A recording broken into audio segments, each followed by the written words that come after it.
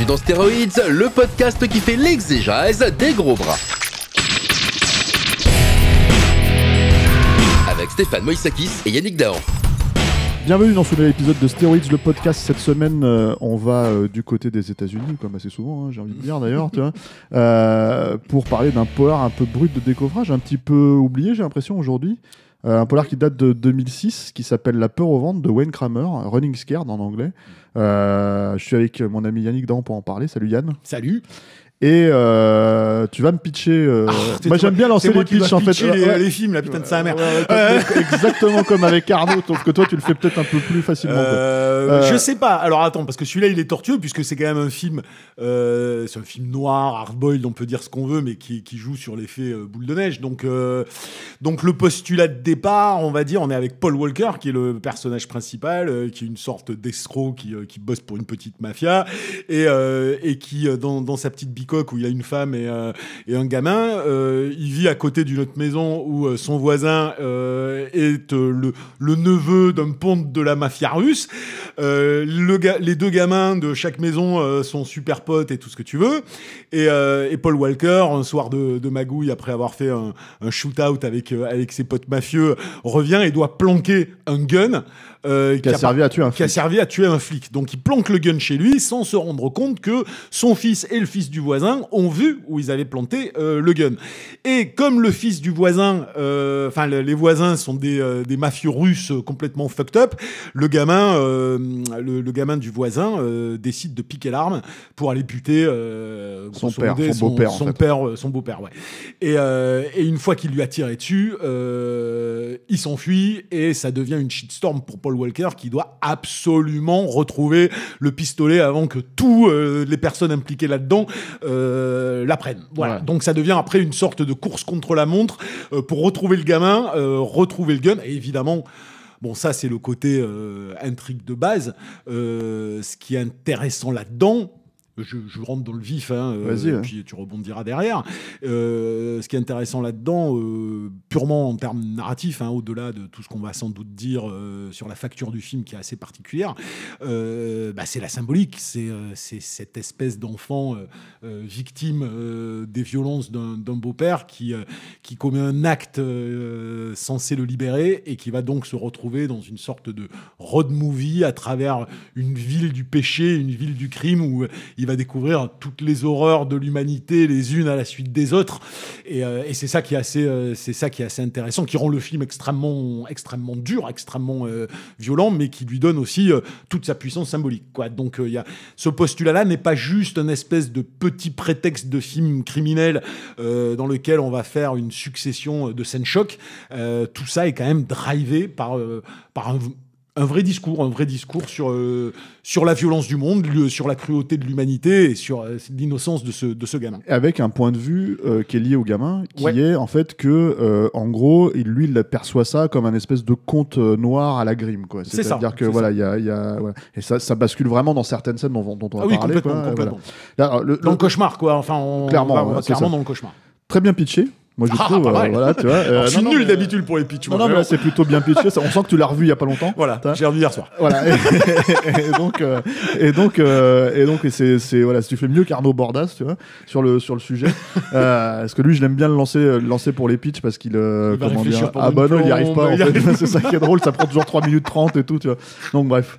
Mais ce qu'il faut dire, alors, sur le film, c'est que effectivement, c'est un film qui a été financé grâce à la présence de Paul Walker, qui était déjà à l'époque une star avec les Fast and Furious, les films comme ça.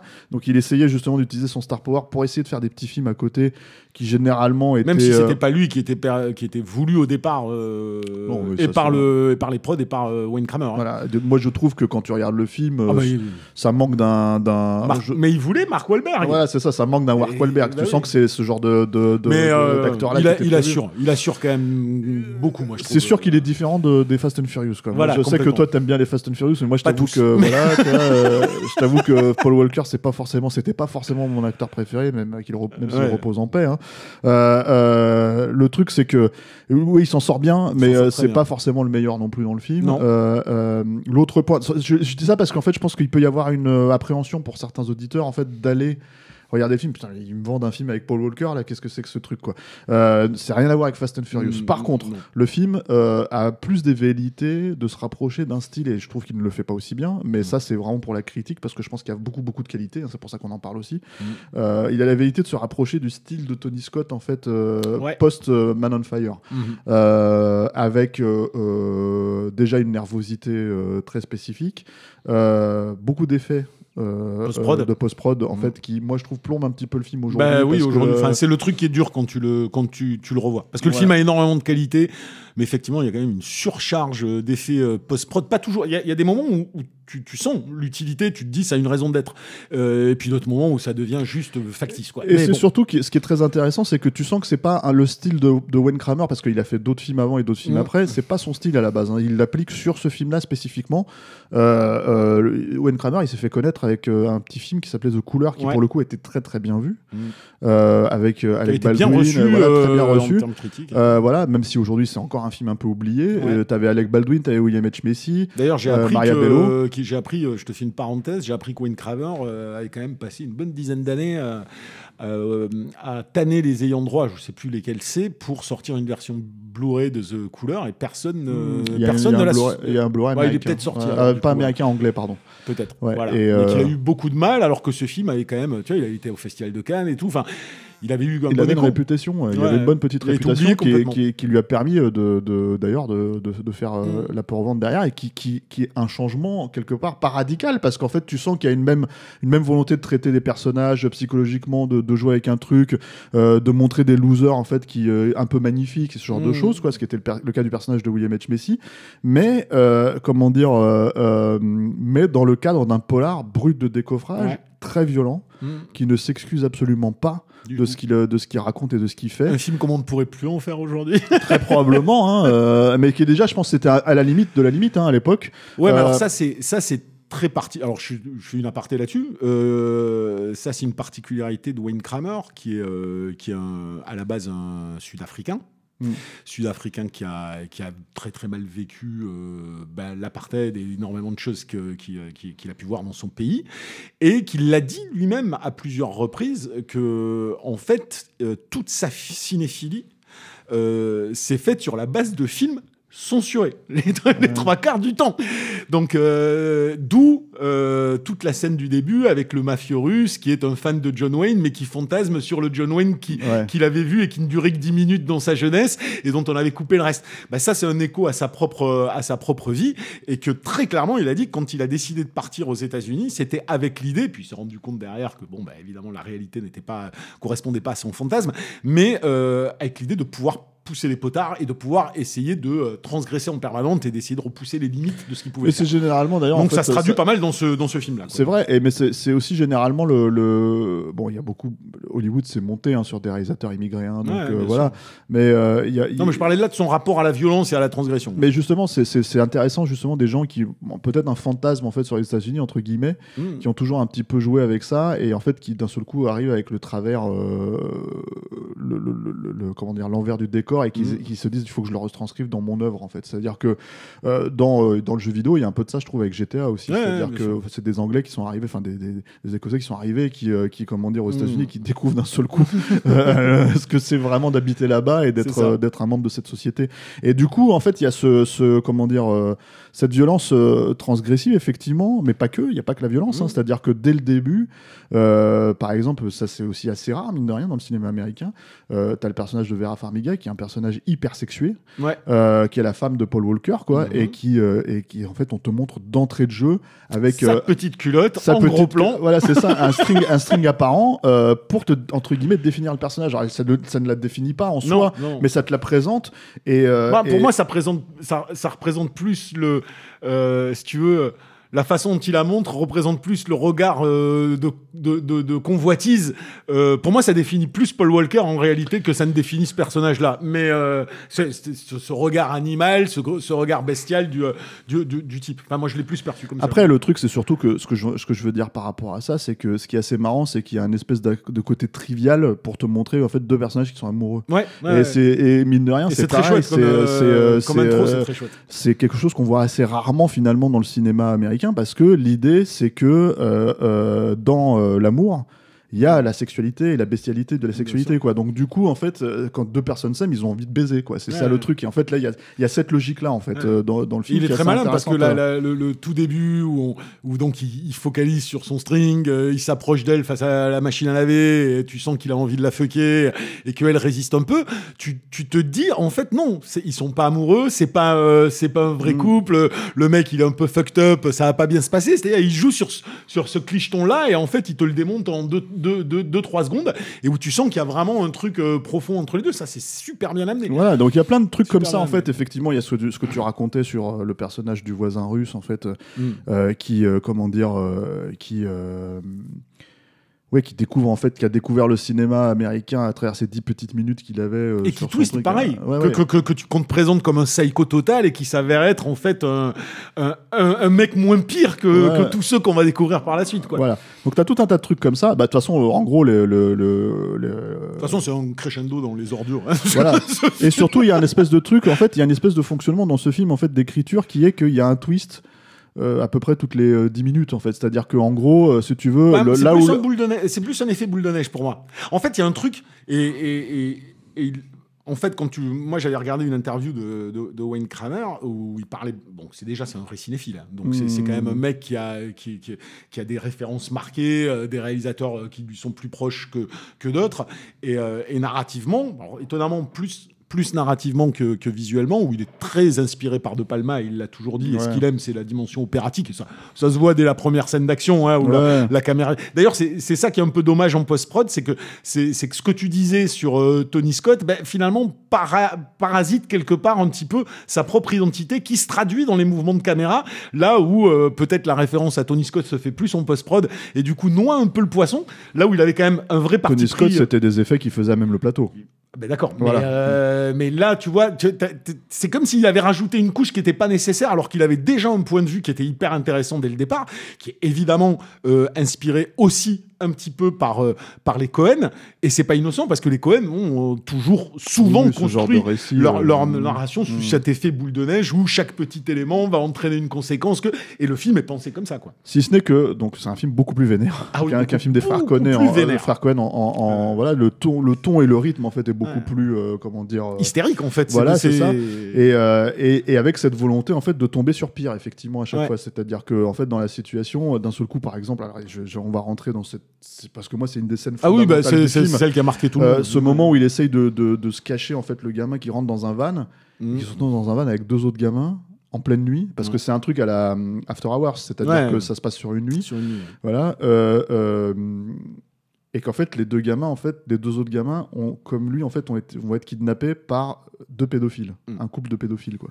Et donc là, on tombe sur une scène très étrange qui va, en fait, virer. Alors, on spoil un peu, hein, je suis désolé pour voilà, mais qui va virer, en fait, au vigilantisme, en fait, voilà. Et en fait, qui, pour le coup, et moi, je trouve le film bascule vraiment à ce moment-là, en fait, dans son intérêt. C'est-à-dire qu'effectivement, tu comprends exactement avec cette scène.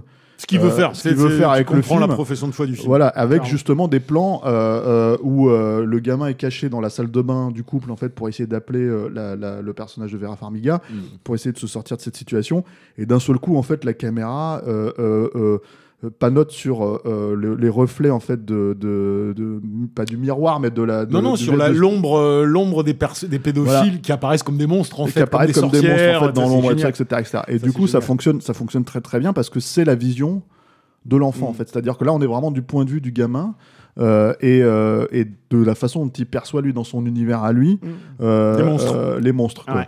Voilà. Et ce qui est en plus une vraie bascule, dans le sens où on te montre dès le début que c'est un gamin battu, c'est-à-dire il a des coups dans le dos, des trucs comme ça, et il n'a pas cette vision de son parâtre, quoi. C'est-à-dire qu'en fait, son beau-père, il n'a pas cette image-là du beau-père. Au contraire, il lui tient même... l'autre, il a une adoration de John Wayne. Le gosse lui dit John Wayne, c'était une pédale, quoi. Donc, voilà, il le défie littéralement. Non, mais clairement. Donc il y a vraiment une construction comme ça, en fait, qui est hyper forte dans un film qu'on peut regarder effectivement aussi au premier degré, dans l'absolu. C'est-à-dire qu'il fonctionne comme un polar. Ça fonctionne comme un polar, mais peut-être aussi même si on le voit. Cette dimension évidente, métaphorique, à travers cette scène, comme tu as raison de dire, c'est une bascule dans le film. il tient pas totalement jusqu'au bout ce truc-là. C'est-à-dire, moi, j'en ai vu quoi ? J'ai vu 2-3 films de Wayne Kramer et à chaque fois, j'y vois des idées hyper intéressantes, j'y vois des éléments thématiques très forts qui apparaissent dans des scènes de manière flamboyante par moment et c'est pas tenu forcément jusqu'au bout. Et cette scène-là, elle apporte clairement cette dimension-là. Et j'ai quand même le sentiment, alors en le revoyant, ça me l'a confirmé encore plus, ce sentiment que il avait fait ça et il savait pas, il n'exploitait pas, il rebondissait pas sur cette thématique pour l'amener complètement jusqu'au bout. C'est-à-dire, tu vois, c'est comme si tu avais des envies, des volontés thématiques qui apparaissent à un moment donné, puis après, je me fais rattraper par le ludique, plus que le symbolique. Même si le film tient grave la route, hein, c'est pas ce que je suis en train de dire, tu vois. Moi, j'aime beaucoup ce film. Mais j'y sens quand même un mec qui continue de chercher plus que d'être exactement sûr de ce qu'il est en train de faire. Tu vois ce que je veux dire ? En fait, ce qui est intéressant, moi, je trouve, avec ce film, c'est ce qui fait tenir le film pour moi. C'est-à-dire qu'en fait, aujourd'hui, 15 ans après, parce que c'est un film qui a maintenant 15 ans, hein, 15 ans après l'avoir découvert à l'époque, ce qui nous faisait, moi, je pense que ce qui me faisait kiffer, en tout cas, personnellement, quand j'ai vu le film à l'époque, c'est de me dire, ah ouais, il y a plus de rebondissements dans ce film que dans tout le cinéma français, quoi. Tu vois, j'aime bien utiliser cette phrase à la con, mais tu vois, c'est une manière de dire, voilà, il se passe tout le temps des trucs, et je suis jamais vraiment, comment dire, il y a peut-être un ou deux twists de trop, il y a peut-être un reveal à la fin qui est un peu trop comment t'appelles ça téléphoné, mais c'est pas grave en fait, parce que le truc c'est qu'il y a une générosité, une envie effectivement de tomber dans le ludique comme tu dis qui était voilà. Maintenant aujourd'hui avec le recul, aujourd'hui enfin il y a beaucoup de appelons ça du contenu tu vois qui font ça.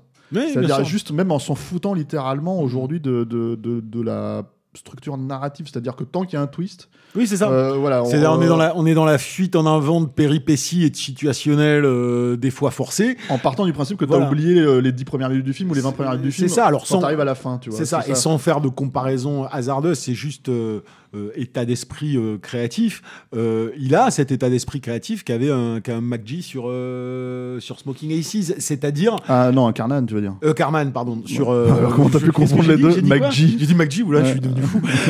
Non, Carman, ouais, effectivement, où malgré tout ça, malgré la dimension ludique, malgré l'exercice de style, malgré la caméra virevoltante, où je fais entre guillemets un cinéma maniéré, je l'assume parce que je me revendique autant d'une certaine cinématographie que du roman graphique, parce que c'est ça aussi la peur au ventre. Je suis capable en 2 minutes 30 de te peindre des personnages extrêmement bien définis, extrêmement attachants ou pas, mais qui produisent une émotion et qui sont extrêmement cohérents les uns avec la suite des autres. C'est-à-dire, c'est pas des persos balancés, fonctions qui tiennent sur une idée. Voilà, l'exposition des personnages te détourne toujours, même si c'est en 10 secondes, la première idée que tu peux avoir. Et c'est ça qui est intéressant. C'est là où tu vois que tu as un scénariste derrière, quoi, voilà. Véritablement. Et du coup, avec le recul, l'idée, je trouve, c'est que justement, en fait, que le film continue à arriver à proposer ça, même si je suis d'accord avec toi. En fait, moi, le problème, je pense que je l'aborde plus sur une problématique de ton. C'est-à-dire que ce que j'entends par là, c'est que l'effet boule de neige dont tu parles, c'est que en fait, le film va crescendo aussi dans l'hystérie. Ouais.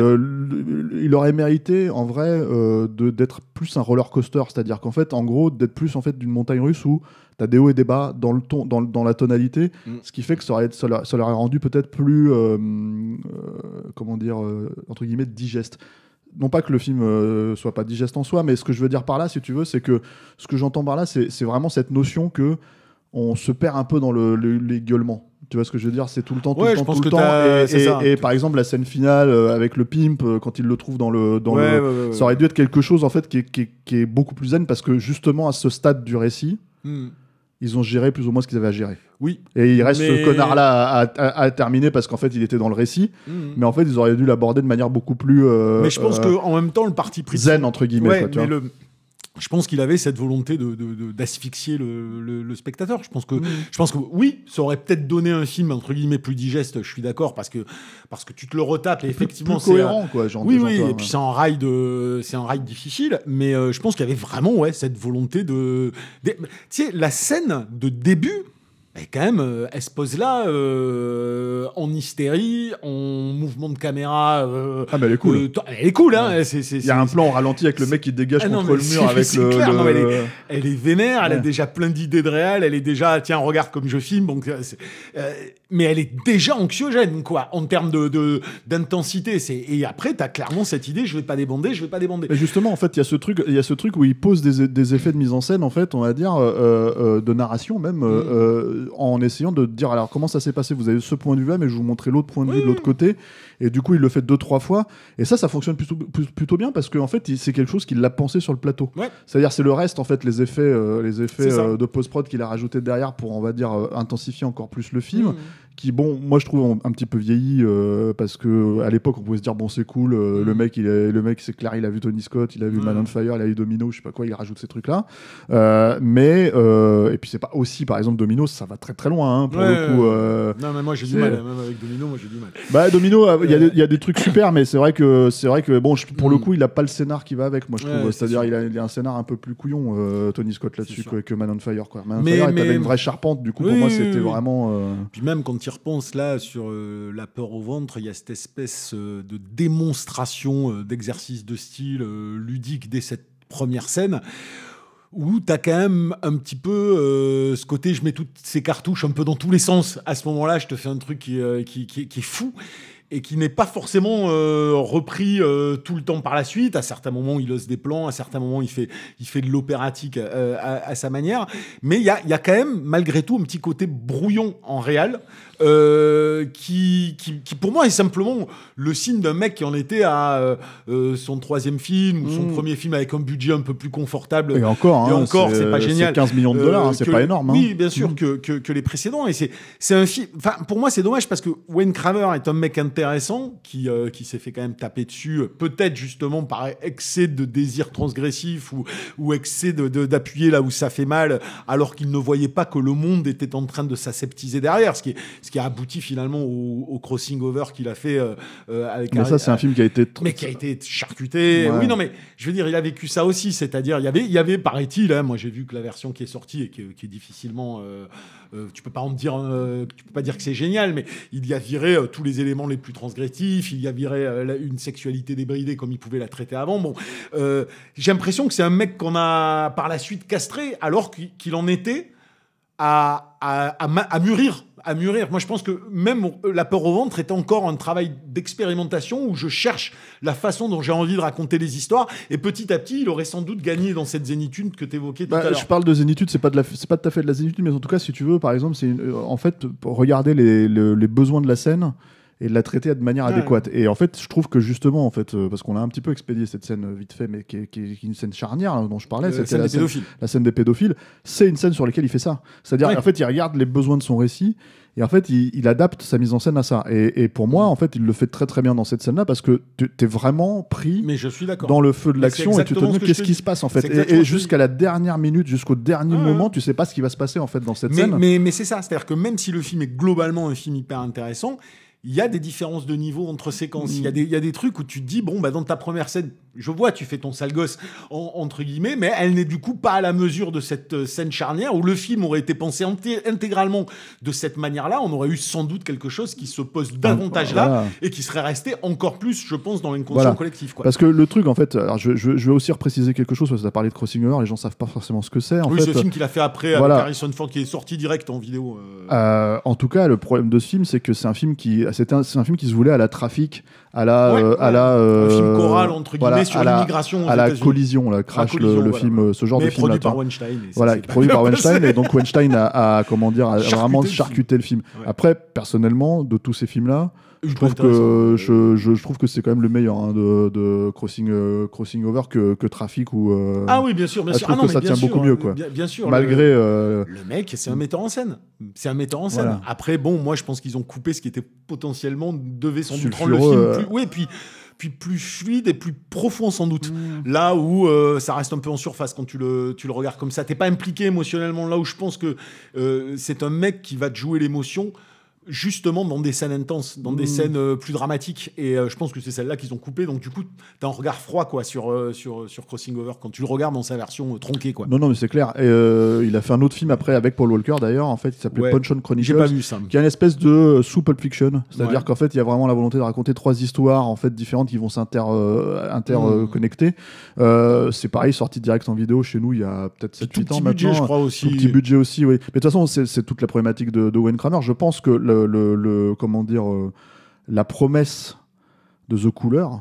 Je sais plus comment ça s'appelait en français, mais c'était pas The Cooler. Hein. C'était un autre titre. Nom, Lady Chance, c'était en France chez nous. Ouais, c'était ça. Ouais. Et, Lady Chance. Lady Chance, ouais. Et mais complètement pourri. Mais c'était un film assez touchant.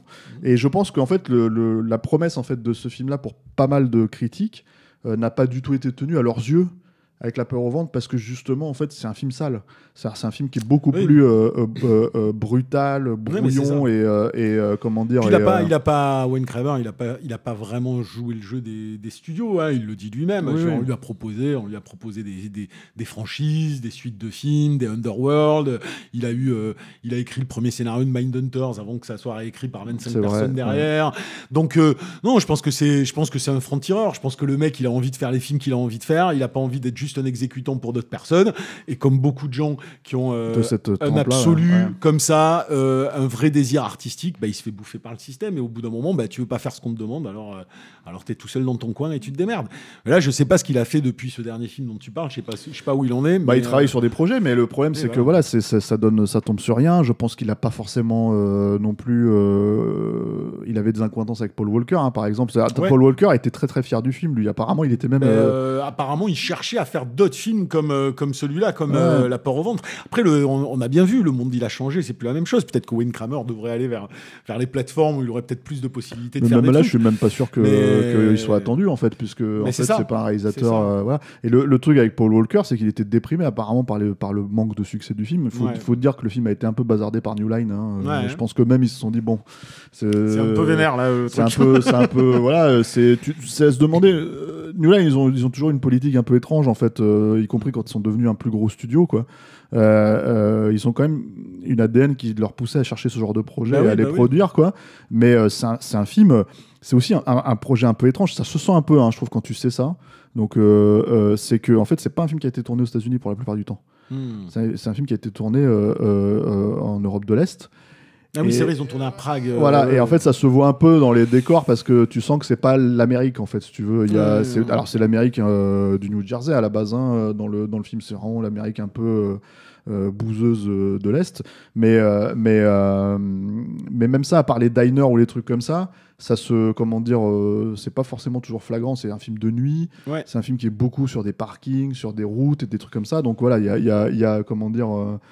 Moi, je trouve que c'est peut-être aussi un des trucs qui manque, peut-être aussi un petit peu dans le film pour l'ancrer un peu plus dans une forme réaliste. Je l'ai pas ressenti parce que ce ride nocturne justement collait tellement pour moi à ce qu'il avait envie de faire. Un manque d'endroits emblématiques à part les diners, c'est ça. Oui, voilà, oui, dans ce cas-là, oui, j'entends ce que tu veux dire. Mais cette espèce de côté sale où de toute façon on va chercher des choses génériques entre guillemets, c'est-à-dire au-delà du diner et tout ça, c'est la sale boîte de nuit, c'est l'appart poisseux, des trucs comme ça, et je trouvais que ça marche vraiment bien avec l'intentionnalité du film, et puis avec ce côté je suis dans une autre réalité, une espèce de réalité mafieuse. Enfin, on est quand même dans un film qui, au-delà de sa symbolique et tout ce que tu veux, est une mécanique ludique.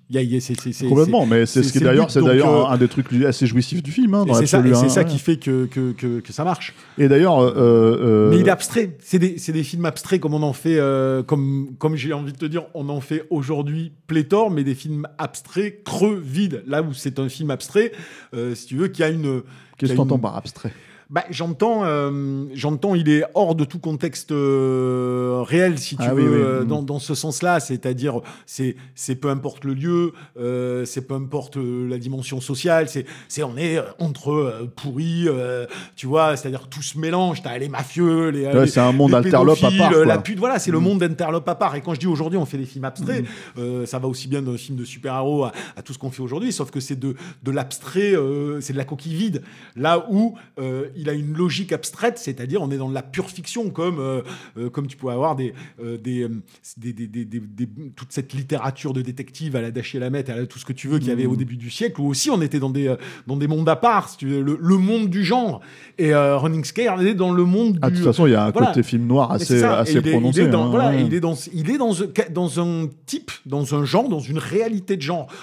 Sauf que cette réalité de genre, et c'est ce qui nous plaisait, nous, traduit le monde symboliquement, dans de grandes questions symboliques. Là, on a évidemment la cruauté du monde, l'innocence des enfants, on a tout ça. Là où aujourd'hui, on a des œuvres abstraites qui ne disent rien, qui ne disent plus rien de l'humanité. Parce qu'il n'y a plus de personnages, en fait. Il n'y a plus de gens blessés, il n'y a plus de gens meurtris, il n'y a plus de gens qui ont des espoirs et des rêves. Tu vois, on n'est que dans le ricanement. Donc c'est la bascule de deux types de cinéma. Et peut-être que ce genre de films-là, qui sont très particuliers, qui sont produits d'une époque, peut-être qu'il est arrivé aussi vers la fin de ça, petit à petit. Tu vois ce que je veux dire ? C'est intéressant ce que tu dis, parce que en fait, moi, ça m'avait fait penser à l'époque, alors, parce qu'il y a un point spécifique, en fait, qui est lié d'ailleurs au personnage du voisin russe, en fait. Il y a comment dire, je trouve qu'il y a un point de rapport avec le Perdita Durango de Alex de la Iglesia. J'ai pas revu depuis longtemps. Hein, et notamment, en fait, le personnage de Javier Bardem, en fait, qui a aussi un trip sur Veracruz, pour le coup, lui, tu vois, il a un trip sur le western et tout ça, etc., et il rêve de mourir, en fait, de la même manière que le personnage dans Veracruz, quoi. Et t'as un truc un peu similaire. Elle est géniale pour ça, elle est super. Elle est similaire, elle est beaucoup plus visuelle dans Perdita Durango, parce qu'il rentre littéralement dans Veracruz. Il y a l'extrait du film. Alors que là, c'est beaucoup plus lié à ce qu'on a vu au départ, tu vois. Mais il y a un peu cette volonté, effectivement, de polar, de film noir et de polar, en fait, alternatif. Oui. C'est-à-dire que voilà, et le truc, ce qui était devenu un peu mainstream à cette époque-là aussi, parce que en fait, c'est ce que Tarantino a fait. Et j'allais finir mon anecdote sur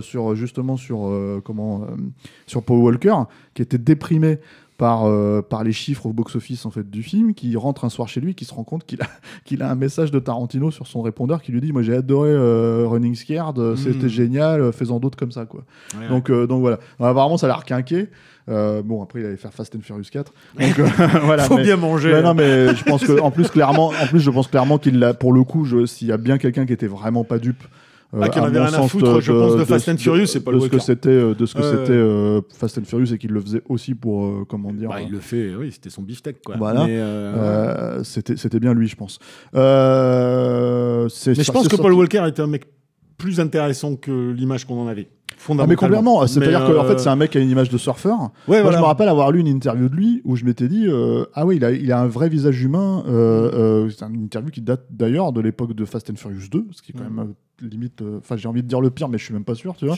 Non, t'as raison, c'est peut-être pas forcément le pire. Mais c'était vraiment de la merde. On est pas loin. Je sais qu'on va s'attirer les foot des grands fans de Fast and Furious. Mais moi je suis un grand défenseur de Fast and Furious 5. Alors moi depuis toujours, moi j'adore ce film. Moi je suis un grand défenseur de aucun Fast and Furious, c'est-à-dire que je les trouve tous à chier. Moi j'adore le 5. Depuis le premier, quoi.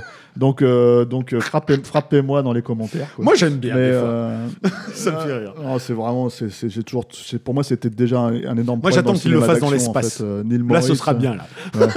Non mais là je parle même plus des derniers, c'est plus possible. Ouais. Ça c'est irregardable. Moi j'attends quand même de savoir qu'est-ce qu'ils vont faire comme truc de. Non mais les derniers ils sont pas regardables. Mais tu sais, moi je m'en fous de l'incohérence, de l'absurde, la famille, wesh, kéké, tout ce que tu veux, et de musique de merde. C'est un truc qui est arrivé depuis le 4-5. Ou qu'on te fasse. Moi c'est la dynamique. Si tu veux, je m'en tape, moi, qui me fasse sortir une Ferrari à travers un building de Dubaï ou qu'il y a un sous-marin nucléaire qui les pourchasse. C'est la rythmique. Fast and Furious 5, il a des scènes d'action qui sont super dynamiques et qui sont jouissives à mater en mise en scène et en montage. Et d'autres sont complètement la mise en ratés. scène et le montage de Fast and Furious, c'est des clips de Booba. Qu'est-ce que tu racontes? Enfin bon, bref, allez. On fera un stéroïde d'1h30 sur la saga Fast and Furious. Je suis pas sûr. Et je les regarderai tous et j'aurai plein de choses intéressantes à dire. Le problème, c'est que moi, j'ai rien à dire sur ces films-là. Donc, on trouvera quelqu'un d'autre. Avec Arnaud Bordas, j'en parle. Je suis sûr que ça l'intéresse. On parlera de la dimension christique de Fast and Furious. Ça l'intéressera. Parce qu'il en a même pas vu un seul, je crois. Tu vois, je crois que même le 5, il l'a pas vu. Mais vous êtes chiant là, il faudrait trouver une autre personne qui puisse aimer ce genre de conneries. Bon, écoute, tu vas arrêter d'hijacker ce podcast là, tu vois, c'est un podcast sur la peur au ventre. Et on finit sur Fast and Furious. On finit sur Fast and Furious. Oui, mais en même temps, c'est effectivement le problème, c'est que c'est ce qui reste de Paul Walker. C'est même d'ailleurs autour de Fast and Furious 7, c'est le trip en fait qui a été fait à l'époque à la sortie du film. En tout cas, je sais pas aujourd'hui, mais il y avait un espèce de délire autour de sa mort et de la mort du personnage et de la sortie de route du personnage. On est dans le dogme de l'émotivité facile et de l'affichage de. Pour moi, c'est surtout de larmoyante, tu vois, de ses croyances. C'est assez. La période est pathétique, donc forcément le traitement des films l'est tout autant. Oui, mais là, ce que je veux dire par rapport à ça, c'est surtout que c'est la démonstration du fait que les gens sont tombés amoureux non pas de l'acteur, mais du personnage, si tu veux, et qu'en gros, c'est sur ça qu'ils pleurent en fait. Et pour rebondir sur ce qu'on disait, oui, moi je me rappelle d'une interview de cette époque-là où il était beaucoup plus. Je me suis dit putain, mais en fait, c'est pas du tout le surfeur à la con. Tu vois, c'est pas. Moi, quand j'ai une interview, là, c'est pareil, je vais pas me faire des amis, mais quand j'ai une interview de Matthew McConaughey, je me dis mais il est complètement creux ce mec. Tu vois, enfin, je veux dire, c'est du flanc comme moi j'aime pas du tout Matthew McConaughey, donc c'est du flanc comme c'est du flanc à l'écran, tu vois. Mais alors que Paul Walker, je me disais putain, il y a une. Enfin, je suis pas d'accord avec toi sur Matthew McConaughey. C'est pas grave. Mais c'est pas grave. Mais c'est pas grave. On fera un stéroïde stéroïde sur Matthew McConaughey. J'exige, s'il vous plaît. Parce que je ne suis pas d'accord. Ça suffit quoi. Mais voilà, je me disais, il a quelque chose d'un peu plus. Il va chercher quelque chose d'un peu plus profond que. Mais il y a toujours l'image de l'acteur de Fast and Furious. Il y a toujours eu un peu ça. Michael Biehn était pareil. On a essayé de nous vendre à une époque entre guillemets après Terminator comme tu vois le jeune premier tout ça. C'est un mec vraiment vénère. Il paraît vraiment badass quoi. Pour le coup, le mec il est 10 fois plus badass que les rôles qu'il joue quoi. Tu vois. Et c'est ça qui est chouette aussi avec certains. Garde tes cartouches parce qu'on est censé enregistrer un épisode sur Time Bomb. Ah quel plaisir. Qui arrivera. Joie. Après, voilà. Donc La Peur au ventre, c'est disponible en Blu-ray. Franchement, si vous l'avez pas vu, ça vaut vraiment le détour. C'est vraiment une de ces petits polars en fait un peu disparus aujourd'hui, mais qui valent vraiment le coup d'être vus. Merci Yann. Merci à la technique. Je n'oublie pas de le remercier cette fois. Merci à tous merci à nos auditeurs, merci à nos tipeurs. C'est grâce à vous qu'on est aussi prolifique. Si vous voulez nous soutenir, c'est sur Tipeee, 3e.com et les mots-clés sont Capture Mag. Vous pouvez nous écouter sur tous les agrégateurs de podcasts. On a migré sur Acast aujourd'hui. Si vous voulez télécharger directement le MP3, c'est là-bas que ça se passe. Sinon, il vous reste les autres solutions, Spotify, Deezer et SoundCloud aussi. Et moi, je vous dis à la prochaine avec un prochain film.